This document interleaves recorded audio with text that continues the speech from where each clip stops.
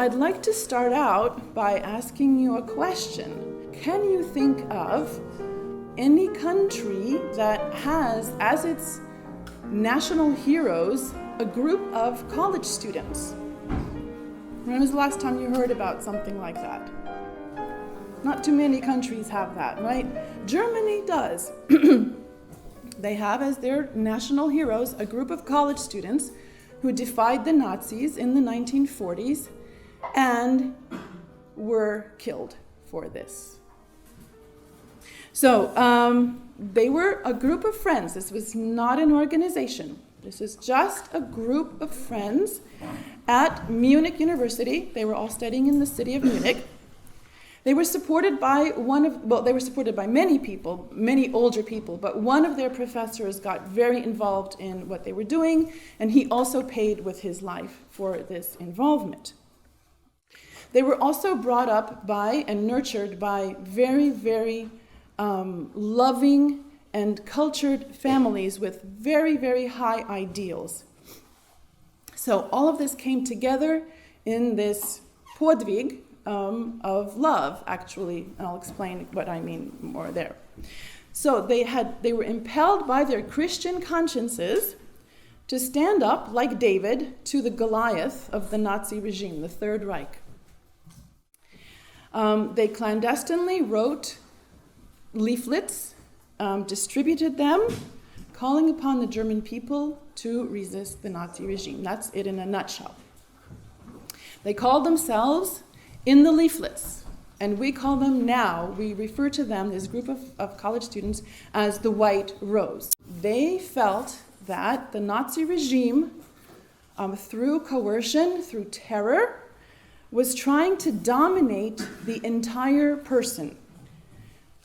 Everything that a person did and thought was being dictated by the Nazi regime. Their clothing, their music, everything was being dictated.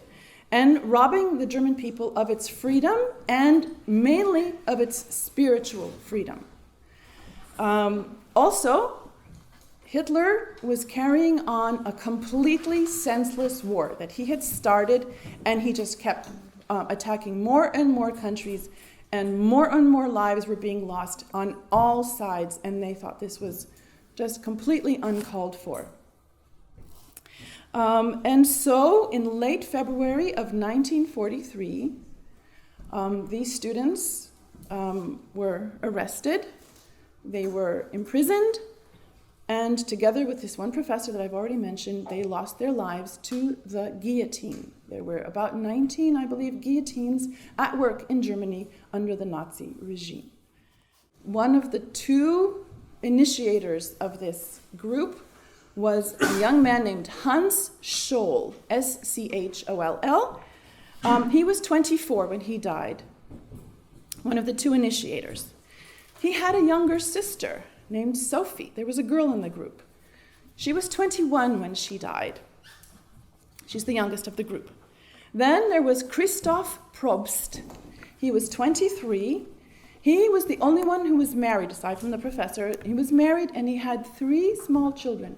2, 1, those were boys, and he had a newborn girl, 4 weeks old, when he was sent to the guillotine.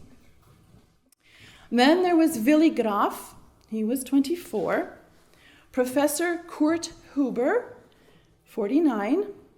And last but not least was Alexander Schmorell. And this is who I'm going to be talking about today. He was 25 when he died. He was the oldest of the group, if you don't count the professor.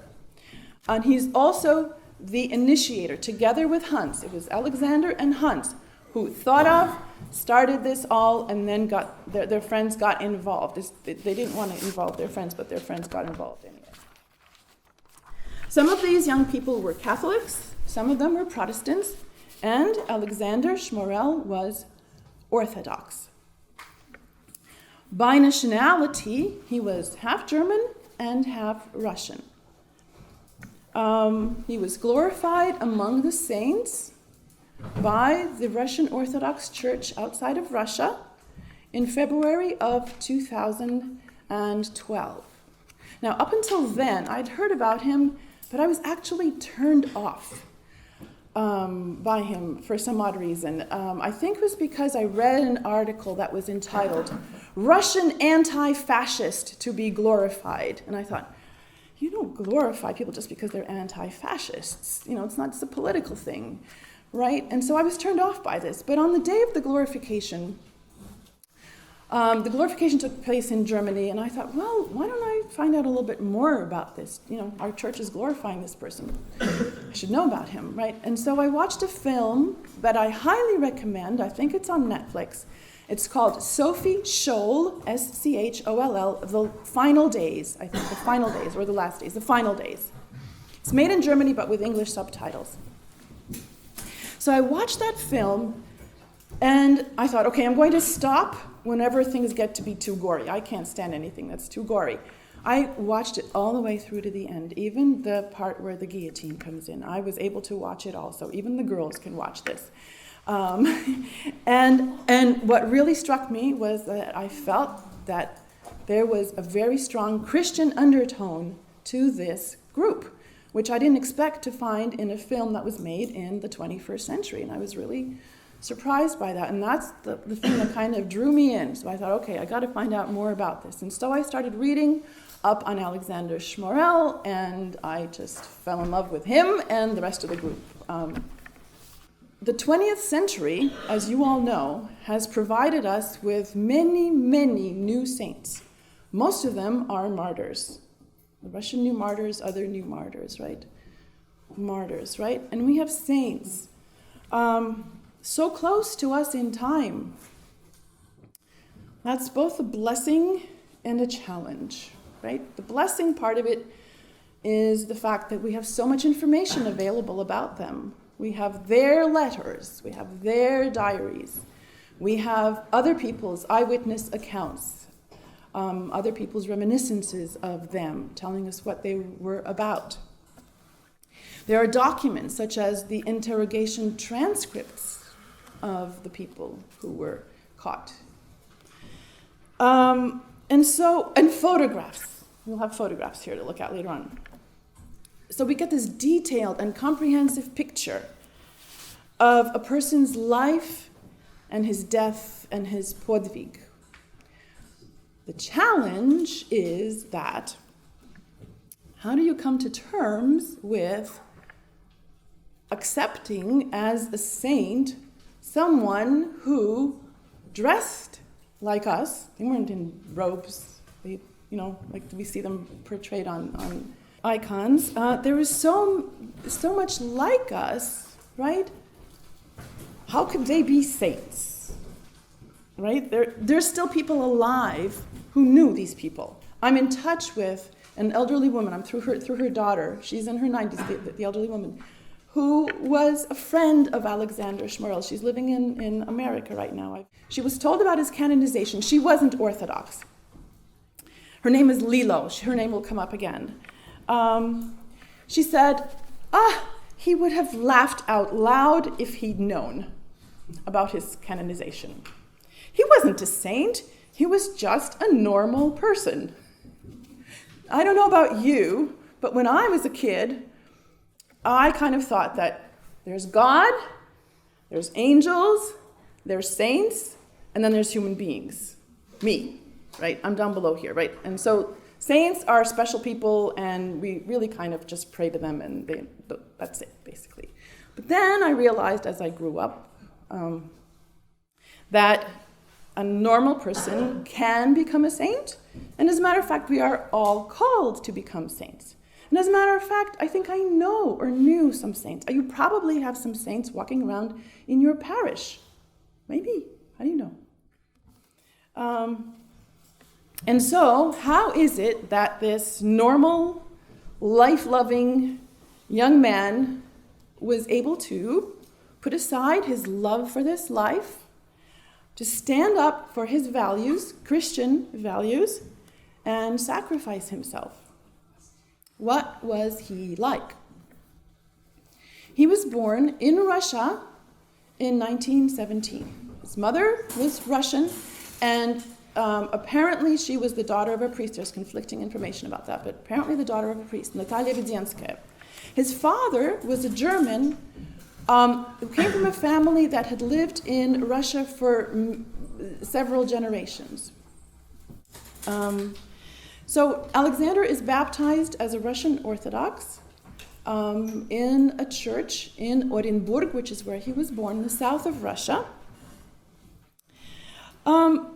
His mother dies when he is about 2 years old. And so the father, Hugo Schmerel, gets Alexander a nyanya, a Russian peasant woman who takes care of him. They end up leaving Russia in, I believe, 1921, when things get really, really bad. There's the Russian Revolution, there's the Civil War. Things are very bad. They leave, I think it was like on the last train leaving Russia. And they take Nyanya with them. She goes with them. Hugo has remarried. He married a German woman, but also from Russia. They have 2 other children. So half brother and half sister Alexander has, but they are both Catholics like their mother. The father is Protestant. So Alexander grows up in this mixed family with mixed religions. Father Protestant, mother Catholic. He is Orthodox, and so is his nyanya. When they end up in Munich, the father ends up getting himself a practice as a doctor. The stepmother makes sure that a priest comes and gives Alexander lessons in the law of God. And Alexander's nanny, she also makes sure that he goes to church. She brings him up as an Orthodox person. She makes fasting foods for them, for the 2 of them, while she makes the rest of the family their own regular food. So he's brought up as a firmly believing Orthodox Christian. His family is very cultured. They read a lot. They have Russian literature in the house, even though they're Germans by blood. They speak Russian in the house. They have Russian literature. They are very musical. Alexander plays the piano and the balalaika. He is an artist. He is into drawing and sculpting. His father teaches him bookbinding, working with his hands. And his father tells him all kinds of stories about life in Russia. Now, when Alexander was already probably about college age, he meets his father for a glass of wine in a restaurant. And over this glass of wine, his father tells him an interesting story that Alexander then relates in a letter to his friend. And this is about Admiral Kolchak, who was a white Russian admiral fighting against the communists, and the communists catch him. He falls into the hands of the Bolsheviks, the Reds, and he was supposed to be shot.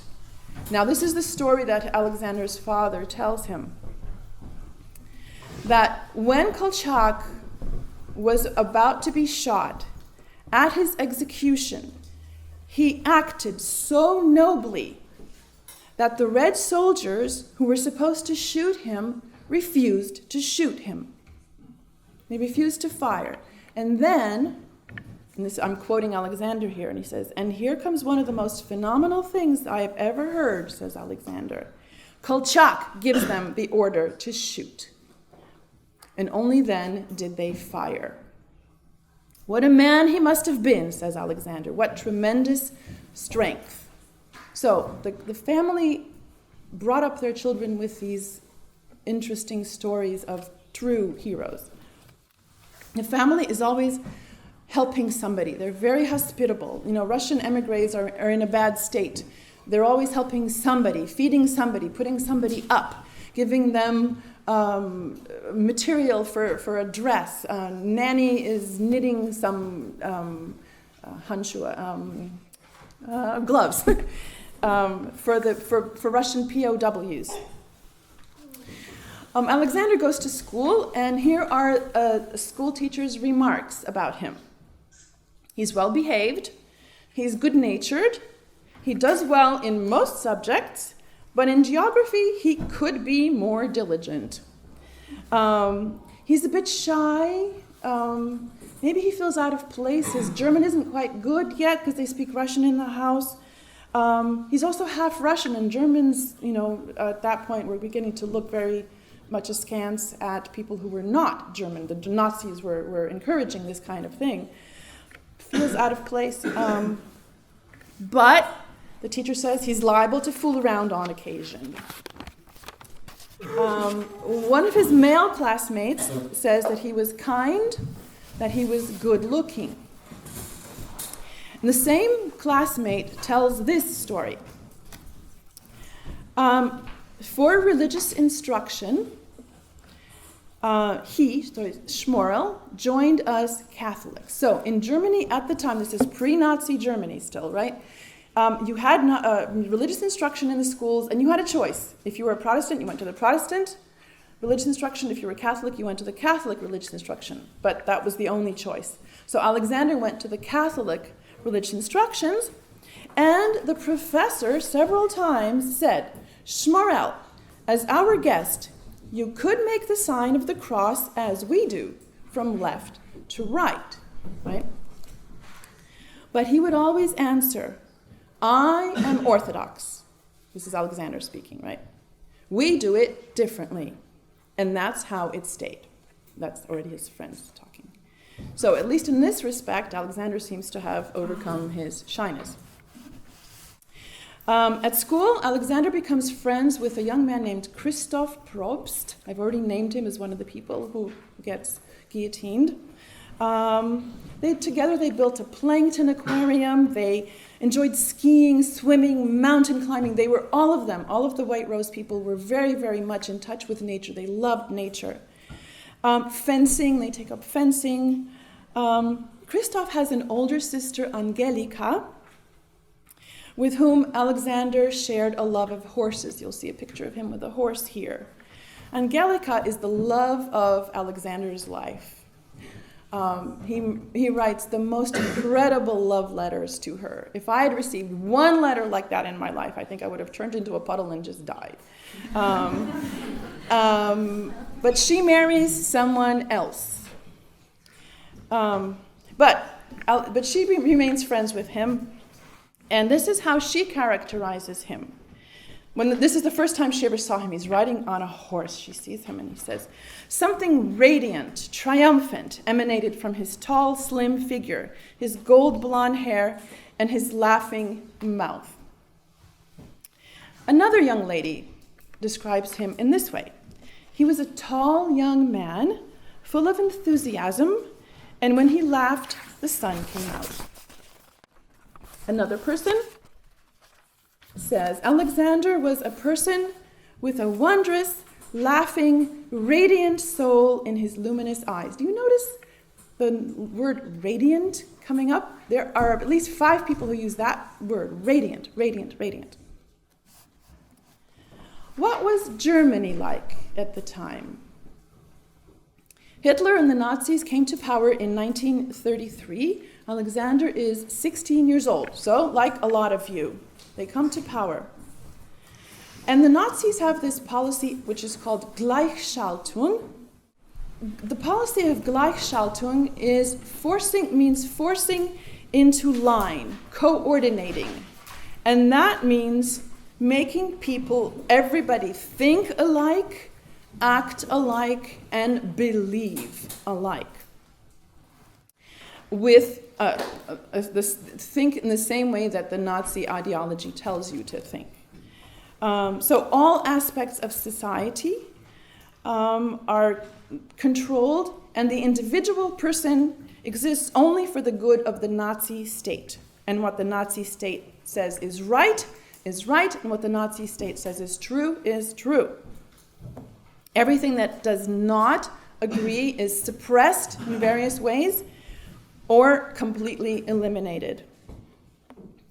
And it's not like the Nazis say that there is no truth, that everything you can believe anything you want, anything goes. No, they take words like truth or whatever, and they twist them. They give them new meaning.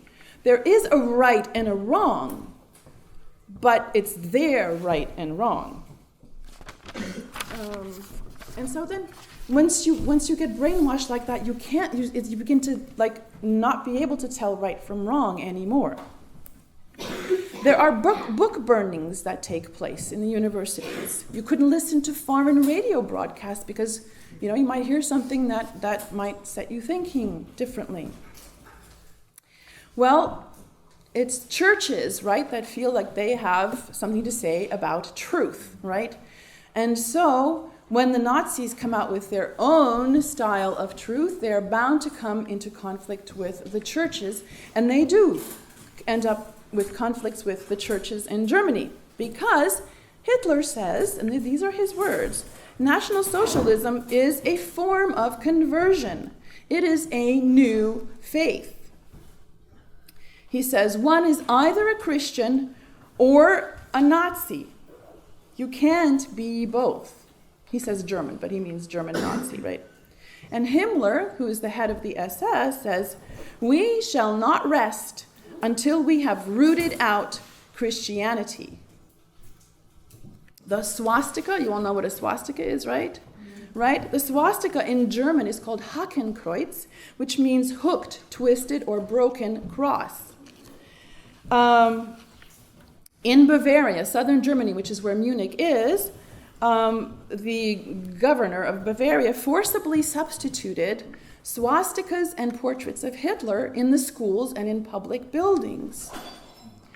Instead, and they threw out the crosses. Well, what do you think happened? The Bavarian parents of school children protested. They went to the schools, they threw out the portraits of Hitler, and they put back the crucifixes in the schools. So they stood up to the Nazis. You have alternative pagan, basically, ceremonies for baptisms, Nazi baptisms you have. You have Nazi wedding ceremonies, you have Nazi funerals, you have Nazi prayers. Here's a prayer. "O Führer, my Führer, sent to me by God, protect and maintain my life. Thou who hast served Germany in its hour of need, I thank thee now for my daily bread. O stay with me, O never leave me, O Führer, my faith and my light."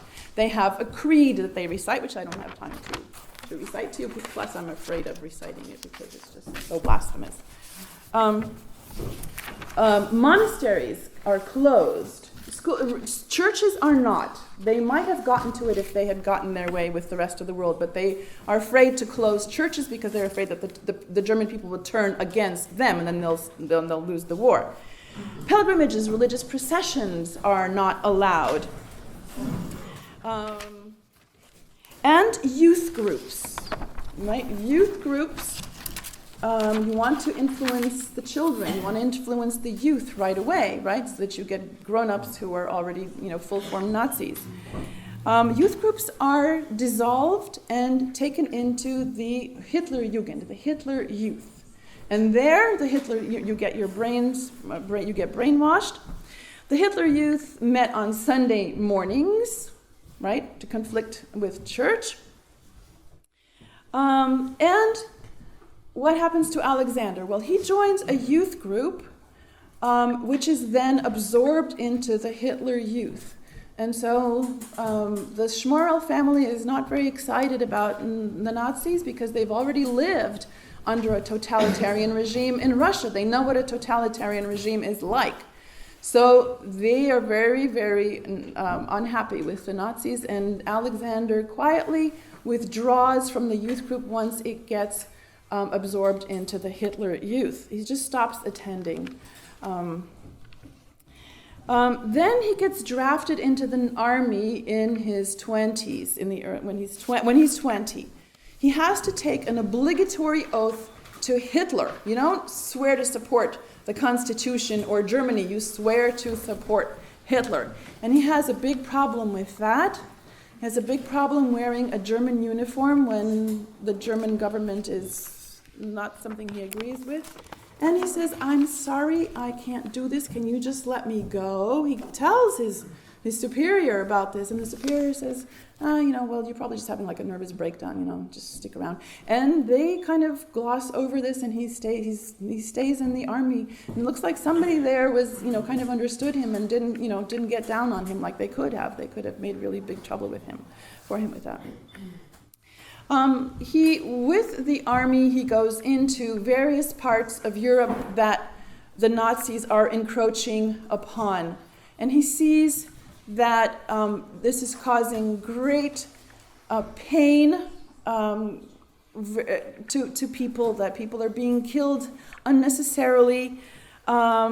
He sees cruelties that enforces his attitude towards the Nazi regime even further, his antagonism towards it. He's released from the army, but this is 1939, and everybody already feels that war is about to start. And so he decides that he's going to enroll in medical school. Partly his father says, just follow in my footsteps, but it's not just that. The reason is that once war starts, he can then go, if he's called into the army, he can go and serve as part of medical personnel and not have to shoot people, but he will be healing people, he will be helping people. So he enrolls in medical school, and that's where he meets other people who think the same way. We will not shoot, we will be able to heal people. And so you find a lot of people in the medical schools who are against the Nazis. And sure enough, Hitler invades Poland in September of 1939, and World War II starts. There are things that happen that really kind of confirm the Schmorels in being against the Nazis. They see how Hitler came to power, how Hitler is treating the Jews. Synagogues are closed. There's one night when throughout Germany, windows are broken in Jewish homes, Jewish shops. People are not allowed to, Jews are not allowed to take part in areas of public life. And quite a few people are arrested, and men especially, Jewish men are sent to concentration camps. All of a sudden, Jewish people just disappear. Why? Because the Nazis believe that the Jews are what they call Untermenschen, inferior beings, right? That they just need to be eliminated, basically. But what not everybody knows is that they also thought of Slavs as being Untermenschen. Not everybody accepts the Nazi ideology, and there is resistance in Germany. But it's hard to resist when your own government is what you're resisting, right? So there are small groups, here and there. You have monarchists resisting, you have communists resisting, you have people trying to kill Hitler. I think there were at least 10 attempts on Hitler's life. None of them succeeded. You may have heard of Valkyrie. Have anybody seen the movie Valkyrie? That was the last one. And it was hatched, that plot was hatched by people in the army, right? In Hitler's own army. And resistance is based on various reasons: religious, political, moral. And then something happens. In the summer of 1941, Germans start disappearing. And it's very puzzling. But who are these Germans who are disappearing? They are the deformed people, terminally ill people, mentally retarded people. And you have buses coming in and taking mentally retarded children from an orphanage away. And they just disappear. They never come back. What this is a program of euthanasia by which the Nazis are going to purify the German race and make it even better than it already is. At the height of German military victories, this is when this is all happening, a Catholic bishop named von Galen gets up on his pulpit and he starts speaking out against the Nazis, speaking out against this policy of euthanasia. He says, it is against God's commandments, against the law of nature, against the laws of Germany, he says. And who is going to be next? Maybe the soldiers coming back from war, if they're maimed and crippled, maybe they're going to be eliminated, right? And can you trust your doctor? Maybe he's going to eliminate you. And he voices his outrage in several sermons. And he mentions the Gestapo by name, and he says, he calls them an internal enemy that is striking us, tormenting us, seeking to reshape our people and even our youth, to turn them away from God. So there are people in his congregation who hear these sermons, they write them down, they type them up, in several copies, and then they send out these leaflets anonymously to people that they know or people that they don't know, but they spread his sermons around. And obviously these things are not published in the press, but as a result of the outcry of Bishop Gallen's sermons, this euthanasia program is finally halted. Someone anonymously sends a copy of von Gallen's sermon to the Scholl household, Hans Scholl, remember? To the Scholl household, and Hans reads this and he says, finally, someone has the courage to speak. One ought to have a duplicating machine, he says. So, it's von Gallen's sermon, the boldness of them and the way that they were distributed that inspires Hans and Alexander to undertake something similar to that, to express their resistance, and in a way that just went beyond talking. There were people who would talk, right? But something that went beyond just resisting within a small circle of friends. Hans is brought up as a devout Protestant. He has very similar interests to Alexander: classical music, literature, philosophy. He sees eye to eye with Alexander. He has these really strong religious seekings that he expresses in his diary, very touching things that he writes.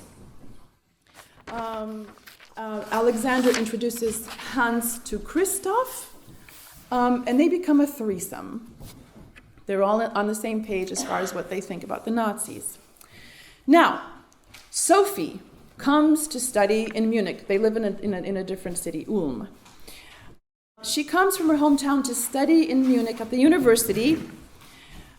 She's an artist. She illustrates children's books. She loves music also, and music for her is a way to get away from the stresses of life that Nazi life is imposing on you. She's very spunky. When she finds out about the leaflet campaign, I believe it's she that gets this leaflet. She reads it and she goes, I think I know who wrote this.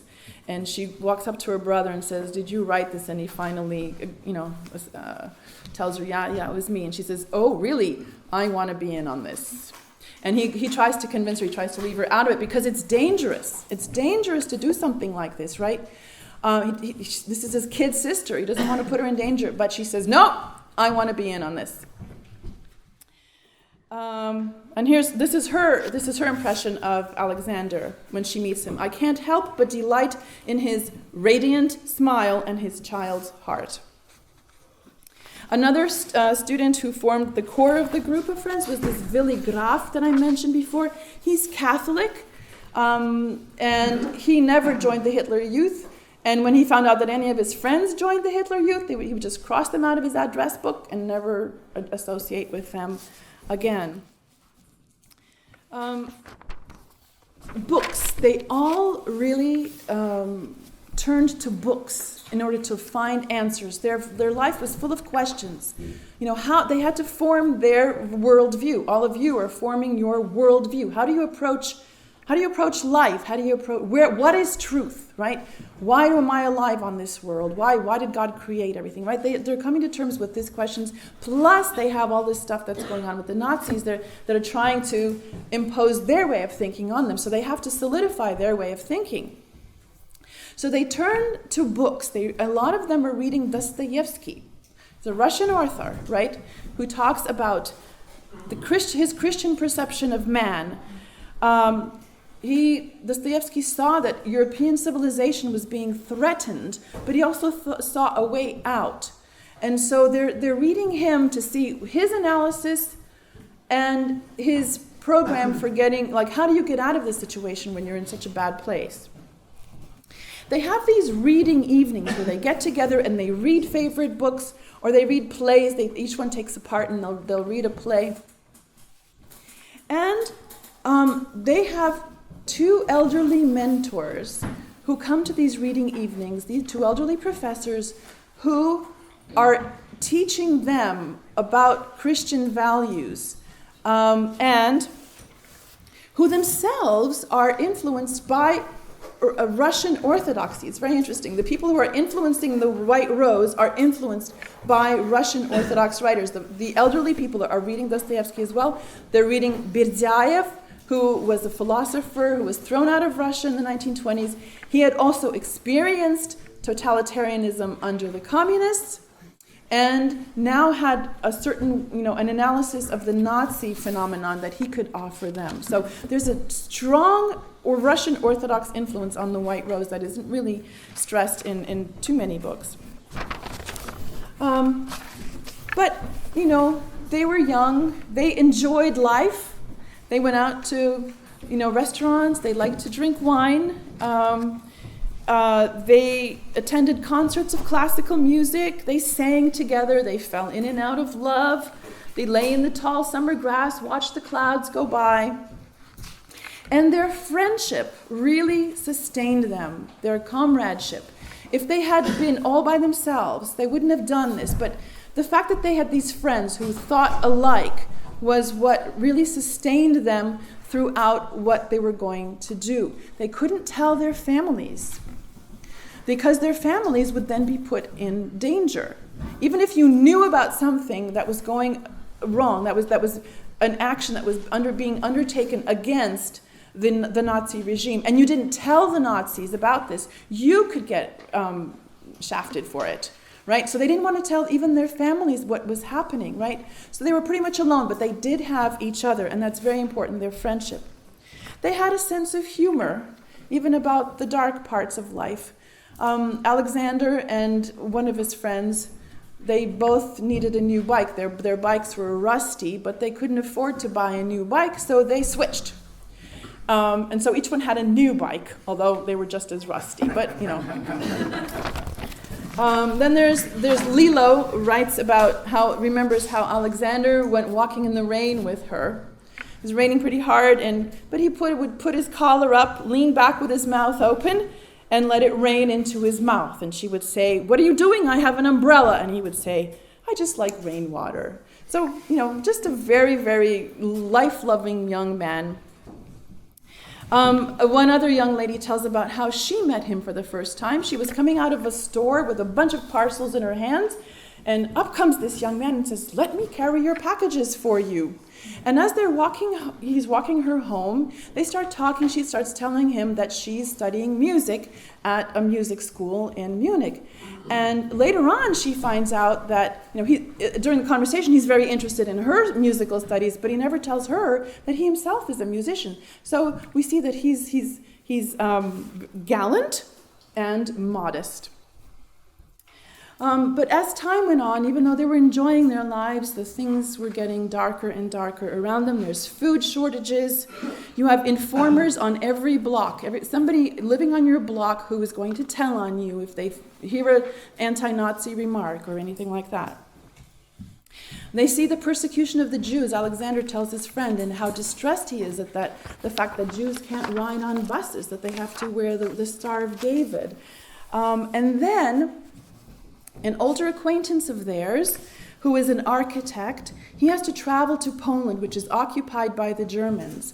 He works on construction there, and there he sees atrocities that the Nazis are committing against the Slavic and Jewish population of Poland. He tells them about this. It's not in the newspapers. You're not going to have that put in the newspapers. He tells them about this. He tells how many thousands of people are just being killed for no reason at all. Mass executions. Remember their Untermenschen, right? And then, in June of 1941, Hitler declares war on Russia. And Alexander is very upset by that because remember, he's half German, he's half Russian, right? Germany is fighting Russia. He has to wear a German uniform. He may be sent to Russia to fight the Germans. He's really, really quite upset about that. But in the meantime, he has taught his friends to appreciate Russian culture.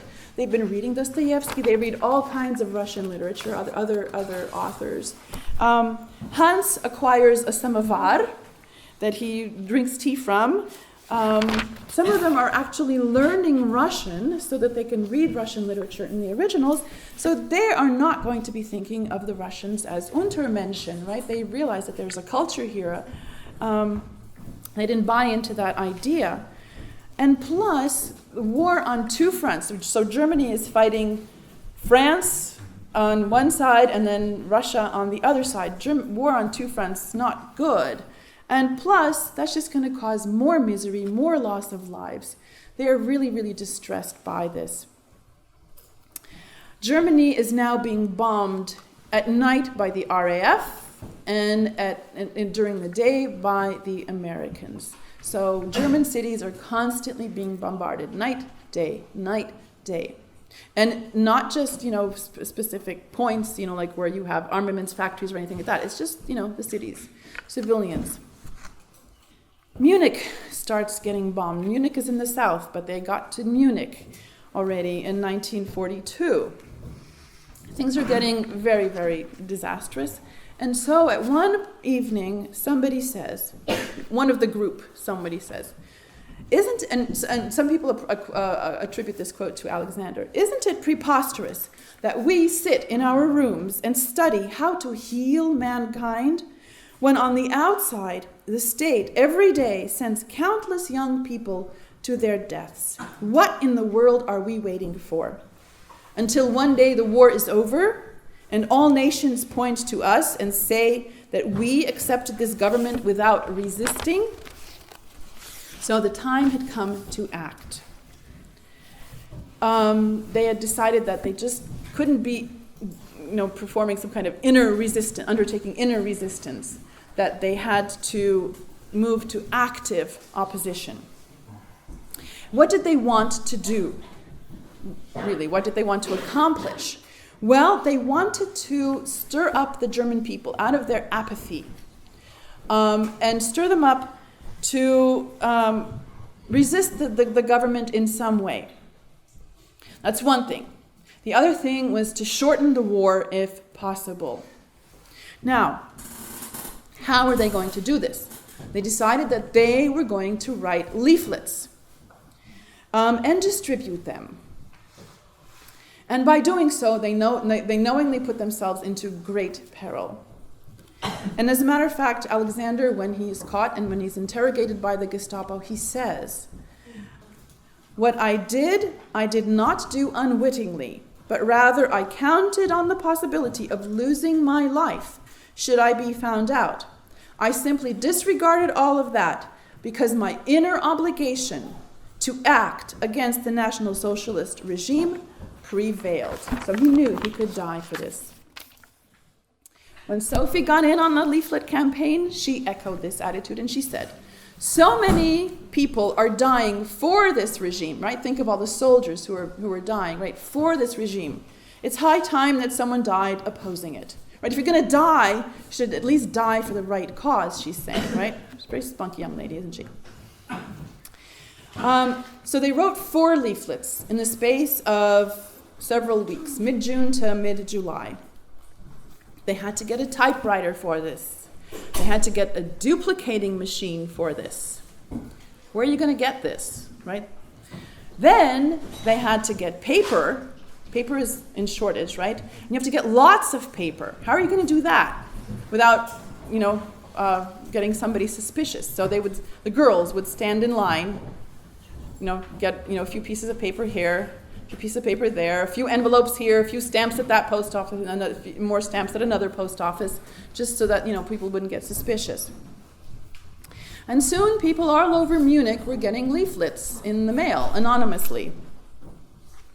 And this is the first time that they used the name the White Rose. They headed their leaflets. They said, leaflets of the White Rose. Okay, so they didn't never call themselves really the White Rose. It's just they decided to head it that way, just that it sounded like there was some kind of an organization that's producing this. So the first leaflet says, "Every honest German is ashamed of his government. Today, we have to resist, because the government is performing crimes that infinitely outdistance every human measure. Offer passive resistance," they're saying, right? And then, in the second leaflet, they come out and they actually state numbers. They say this is the first time that in print in Germany was mentioned the massacre of the Jews and the repression of the Slavs in the countries that were overrun by the Germans. Nobody else had ever printed anything like that. All of the outrages. And they say in their leaflet, "Why do the German people behave so apathetically in the face of all these abominable crimes? Each man is guilty, guilty, guilty," they say.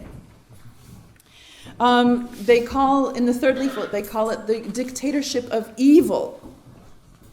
And in the fourth leaflet, they actually come out and say that they equate National Socialism with evil and Satan. And they say, when we struggle against National Socialism, we have to understand the true nature of this struggle. It is a struggle against the demon, against the servants of Antichrist. Without true God, man is defenseless against the principle of evil. We need religion to awake Europe.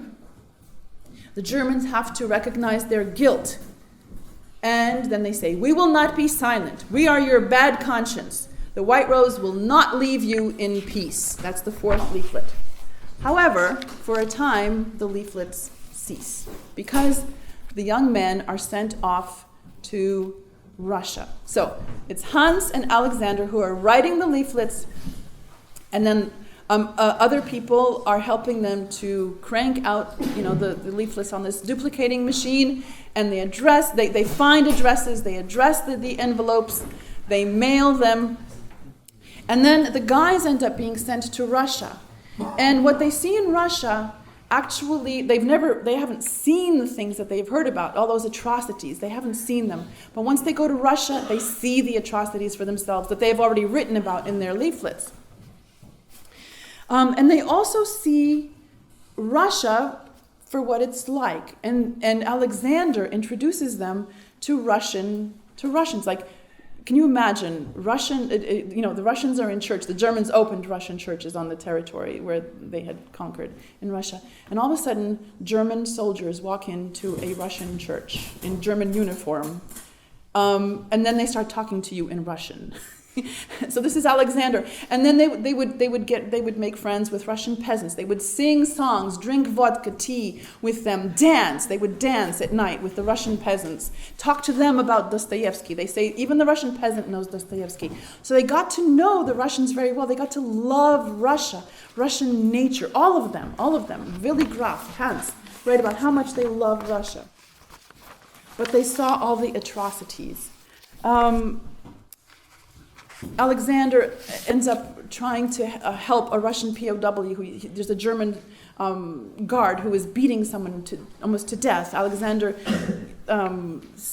tries to protect him. He almost gets court-martialed for something like that.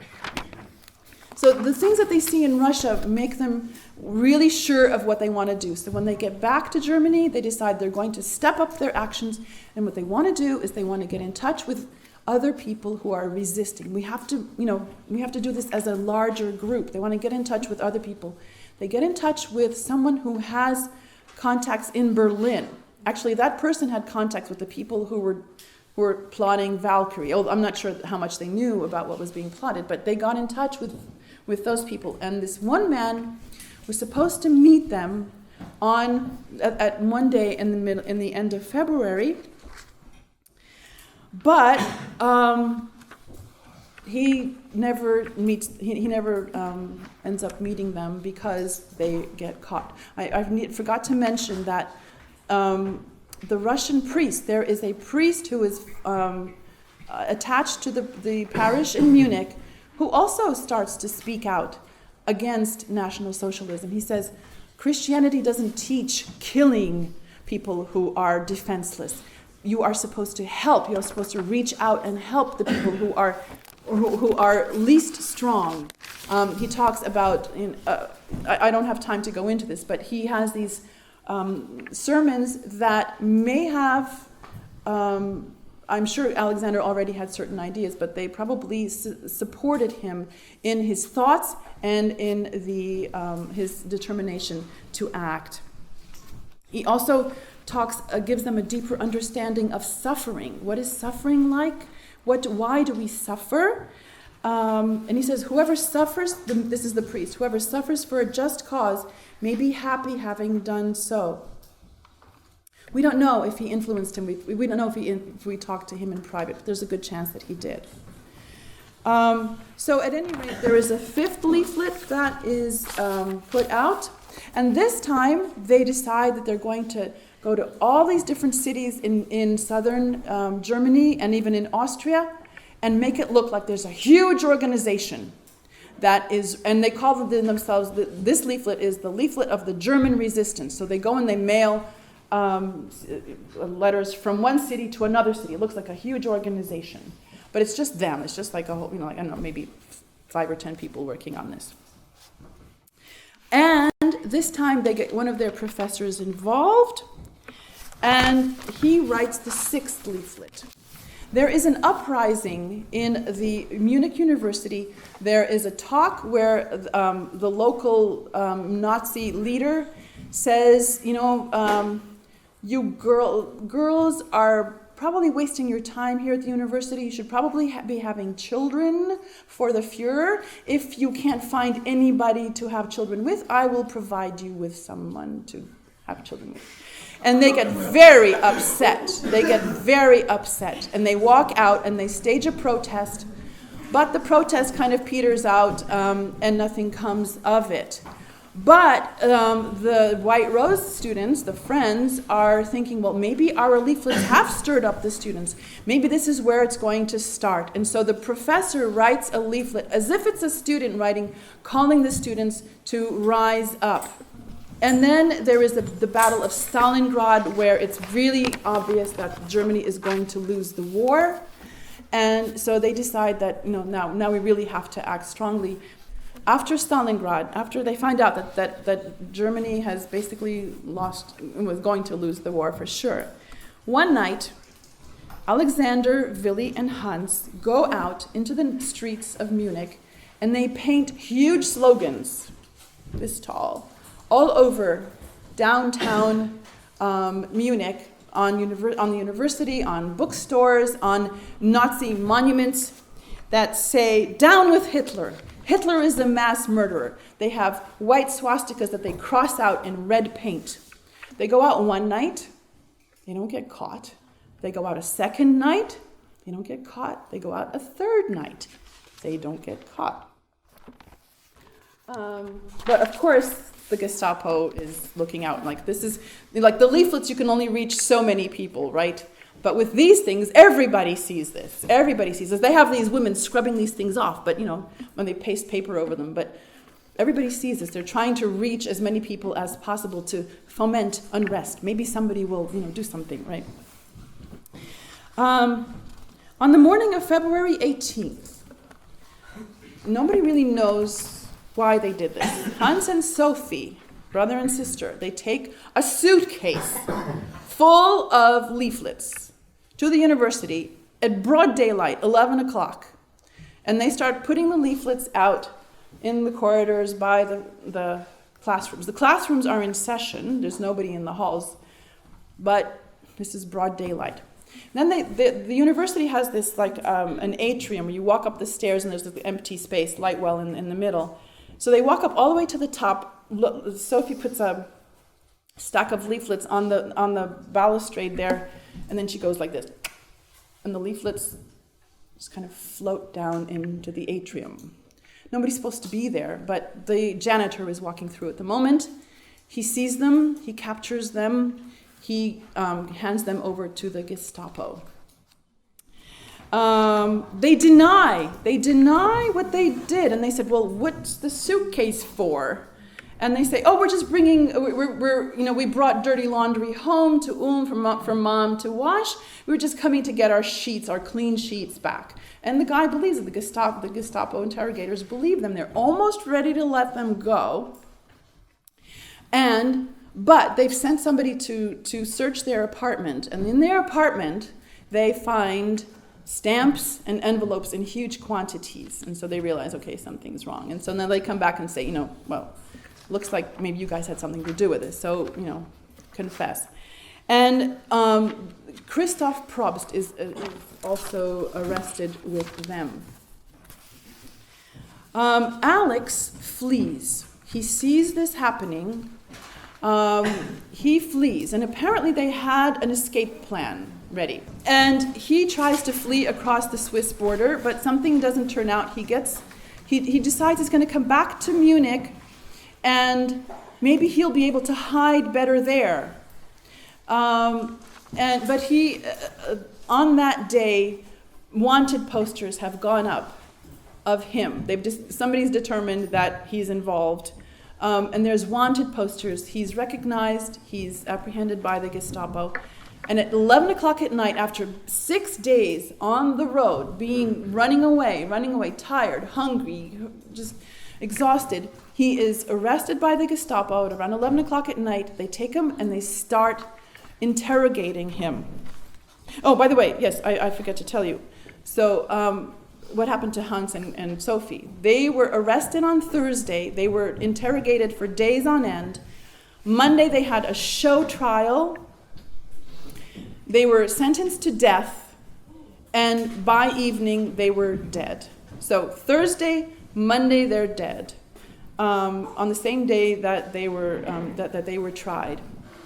On the day that Alexander comes back to Munich, he has no idea. He knows that they've been caught, but he has no idea that they've been tried, that they've been executed, and that they've been buried. On that very same day they were buried. He comes back. He doesn't know what's going on.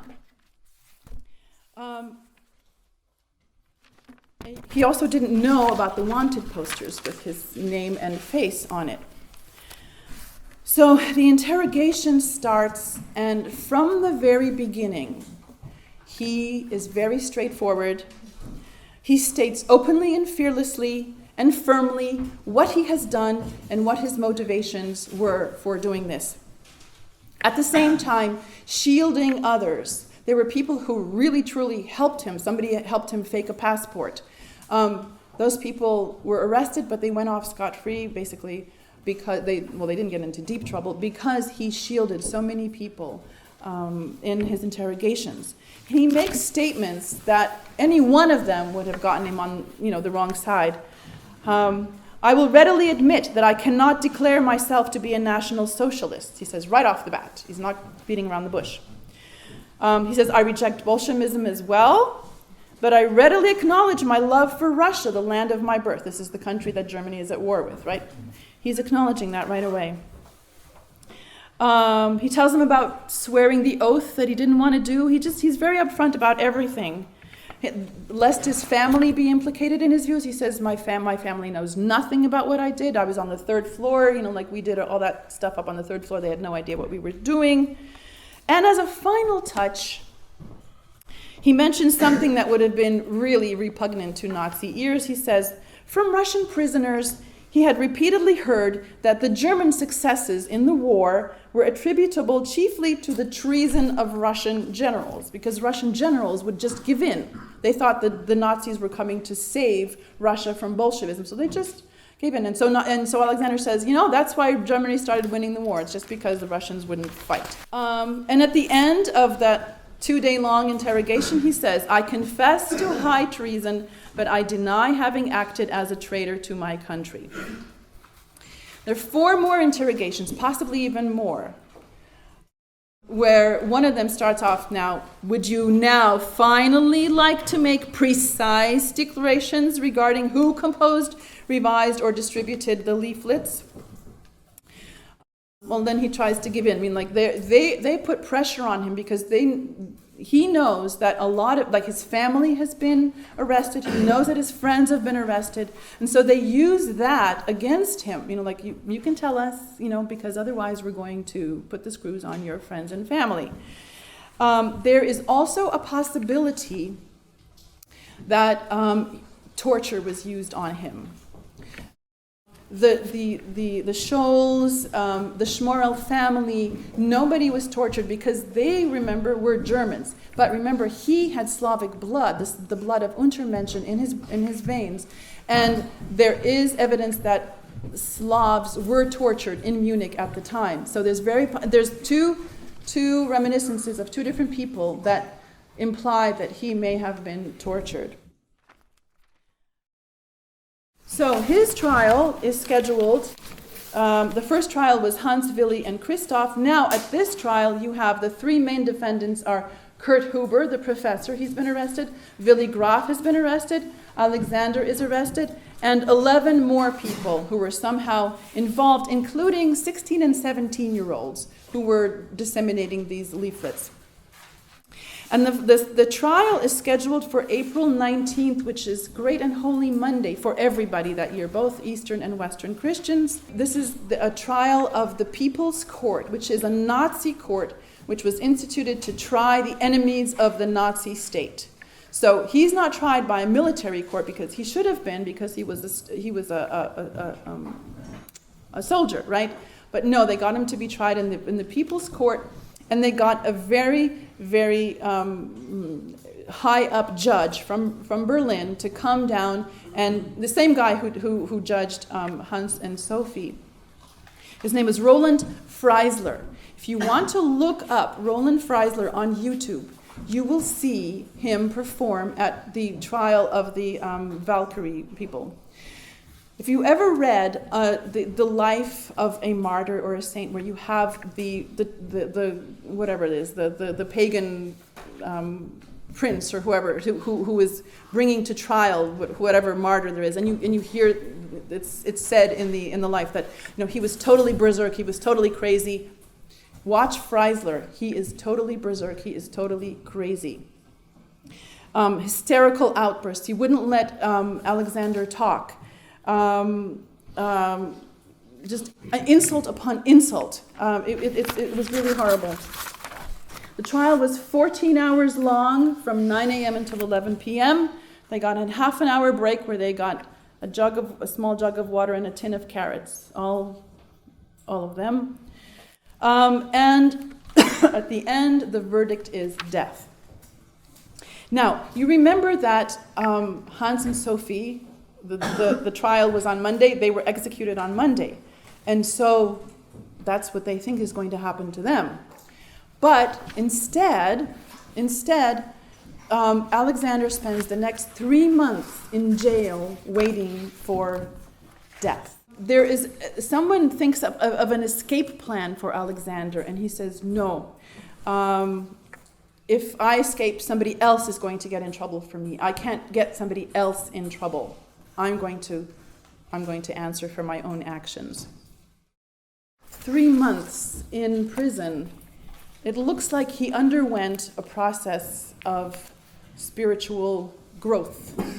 Now, when I talked at the beginning about the fact that we have diaries and reminiscences and everything, Alexander did not keep a diary. He was not very open. He didn't like to share his inner, especially his religious переживания, religious... Huh? No. Like sentiments, feelings, right? Right.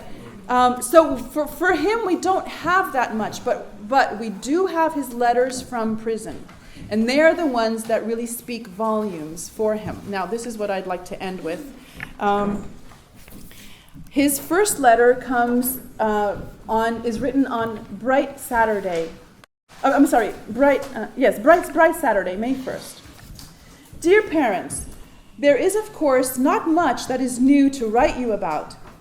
Here, one day is much like another, and time passes very rapidly. Dear father, dear mother, if I have to die now, you must know that I am not at all afraid of death. Regarding that, you need have no concern. After all, I know that a better life awaits us and will bring us all together again. And he says, the hardest thing for me to do is to leave you all. That's the hard thing for him. Then he says, but remember, nothing happens contrary to the will of God. Then they put in this plea for mercy, and on May 30th he says, in case my plea for mercy is rejected, remember that death does not mean the end of all life, but actually, on the contrary, a birth, a passing over into a new life, a glorious and everlasting life. Then he writes other letters. One letter he writes out of turn when he's not even supposed to. His sister is suffering from some kind of eye trouble. She nearly lost her vision in one eye, and since he is a medical student, he knows, he says, don't go to the university clinic. I know how they work there. He's very worried about her. He wants to make sure that she's taken very well care of. So he's not thinking about himself. He's thinking about his family and others. The clemency petition goes through different levels and finally is rejected by Hitler. But Alexander is not told of this yet. I didn't tell you this, but in the winter, after they had gotten back from Russia, and while they were writing their final 2 leaflets, Alexander complains to his friends that he feels this dreadful disquiet, this bleakness. This is while he's still out, free, but he's working, right? He's working on these leaflets. This bleakness and sadness have become my constant companions, okay? So think of that, and now think of what kind of inner peace his letters from prison are describing. On July 2nd, after 4 months in prison and 3 of them on death row, he writes to his sister, my dear, dear Natasha, you have surely read the letters I have written to our parents, so that you are fairly well posted. You will perhaps be surprised when I tell you that I am day by day, becoming calmer inwardly, even joyous and glad, and that my mood is nearly always better than it used to be when I was free. Isn't that weird? How does this happen? I'll tell you at once. This whole terrible misfortune has been necessary to show me the right way, and therefore it has actually not been a misfortune at all.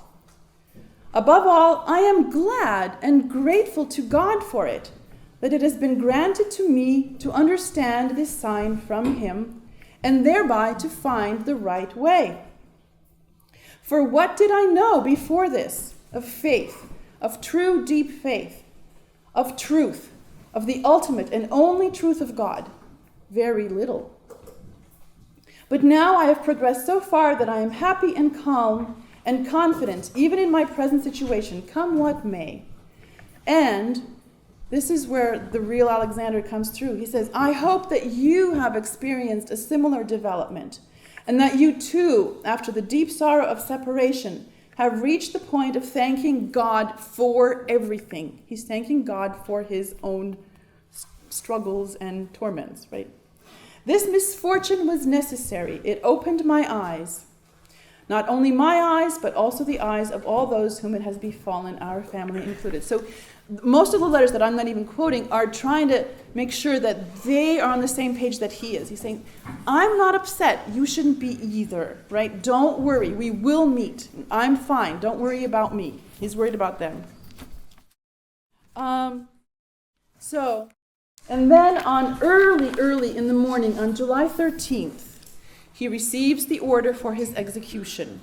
It will take place at 5 p.m. So he picks up his pen to write his loved ones one last time. Dear mother and father, it was indeed not to be otherwise. and by the will of God, I am to conclude my earthly life today, in order to enter upon a new life that will never end and in which we shall all meet again. May this reunion be your comfort and your hope. Unfortunately, this blow is harder to bear for you than for me, for I leave this life with the knowledge that I have served my deepest conviction and the truth. All this permits me to face the approaching hour of death with a calm conscience. Think of the millions of young men who are giving up their lives on the battlefield. Their fate is also mine. And then he greets everybody in his family, and he says, in a few hours, I shall be in the better world with my mother. I shall not forget you, and shall intercede with God for your solace and peace. And I shall wait for you. One thing above all, I urge upon you. And in German, the phrase is, eins vor allem lege ich euch ans Herz, translated as, one thing above all, I entrust to your hearts. Do not forget God. 3 exclamation points. You're schuldig. So he sends off this letter, and at midday, Father Alexander, his priest, is summoned by the lawyer, Alexander's lawyer. He comes to hear Alexander's last confession, and he gives him communion, and then he leaves. And the lawyer comes in afterwards, and he says, in the death cell, writes the lawyer, I encountered one who had just received the last comforting gifts of his religion, and who had already cast from himself all earthly things. Unforgettable are the words he spoke serenely to me. You will be surprised that I am so calm at such a moment, but I can tell you that even if you told me right now that someone else had offered to die in my place, I would nonetheless choose to die. I am convinced that my life must end now, early as it seems, because I have fulfilled my mission in life, and I cannot imagine what else I would do in this world if I were set free now.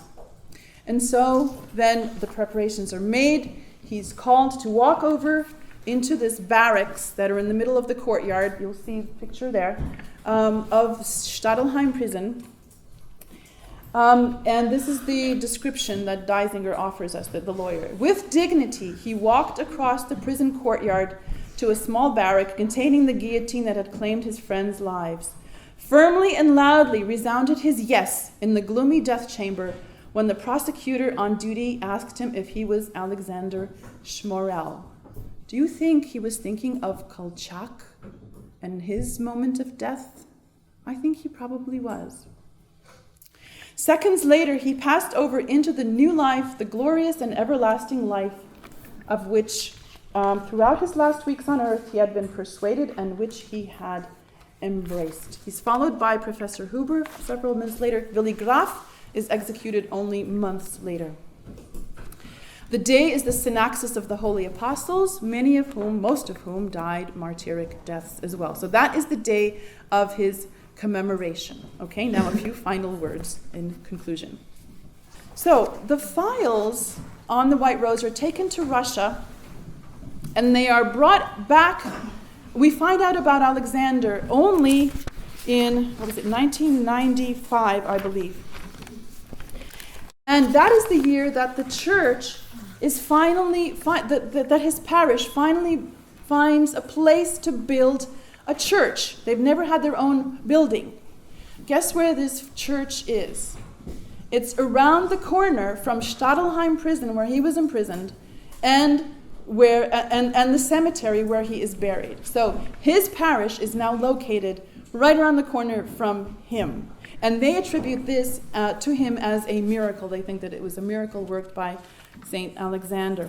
And the veneration for Alexander grows. As I said, he is glorified in 2012. There's a procession from the church to his grave.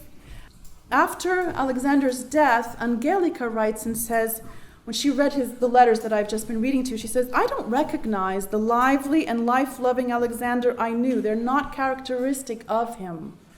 Right? So there must have been some kind of a process that he underwent in those months.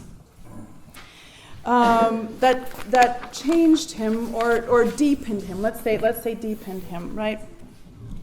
And so the reason that I'm so interested in Alexander, and the reason I'm so interested in talking to you about Saint Alexander, is because I feel that he is really a saint for our time. Metropolitan Onufri at the glorification said that, when a saint is glorified is dictated by God. God kind of guides the glorification process, and so when a saint is glorified as a saint is got to be the right time. So I think this is the right time, because I think that there's many ways in which we can relate to him, don't you think? He is straddling two cultures, right? A lot of us are straddling two cultures, the Eastern and the Western culture, right? We have the Eastern and the Western spiritual traditions, right, that we are straddling, right? We have, family members or the world around us, they're Western, we are Eastern Christians. There are many things that he underwent that you are probably undergoing, right? Career choice. He didn't know what kind of a career to pick, right? You can pray to him for that.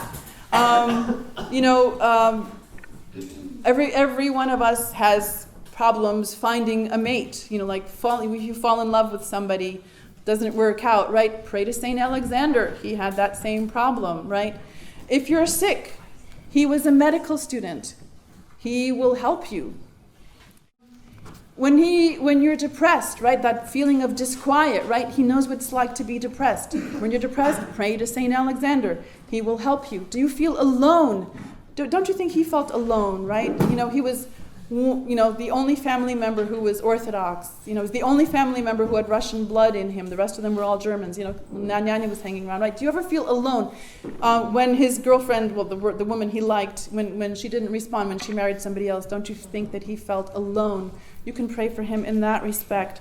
Just the whole group, I think, can serve as a role model for all of us, right? Think of the ways that they sought beauty in music, in art, making the right choices, right? They really researched their choices. They really thought about this hard. They can show us the example of true love for country, right? Not many people these days are really brought up to have a love for your country, right? But they had a love for their country that made them lose their lives rather than kill other people for their country, right? Friendship. Just think of how important their friendship was to them, right? Cultivate good friendships.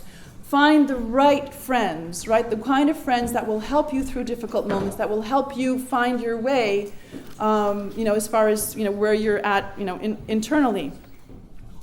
They weren't like anybody else. They didn't go with the flow. They dressed differently. Alexander was a spiffy dresser. He wore turtlenecks and English riding jackets. Nobody else wore things like that. Sophie had a haircut that wasn't like anybody else's. Don't go with the flow. Be an individual. Learn how to enjoy life in a productive way. There's nothing wrong with enjoying life, but you have to do it the right way. You can't be destructive. You can't be destructive to yourself or to others. So, what does St. Alexander have to offer to us? What does he offer as an example or a lesson? Well, his radiant joy of life, his care for others, his readiness to sacrifice himself for others. He shows us that knowing firmly what is right and what is wrong and then acting upon it is very important. That we must be guided by our conscience in our dealings with the world. And when we suffer affliction, he teaches us to hope and endure patiently, trusting in God's providence, and thus we may find solace and joy. Also, he teaches us to pray regularly. I didn't mention this, but he carried a molitva slov, a prayer book around with him. Anyway, so if we strive to keep God's commandments, right? If we strive, God will meet us more than halfway, right? And he will help us to transcend our shortcomings. And in that way, yes, we can become saints. So don't forget his last counsel to his parents, do not forget God. And pray to St. Alexander in all the different situations that you encounter in your lives. I am sure he will help.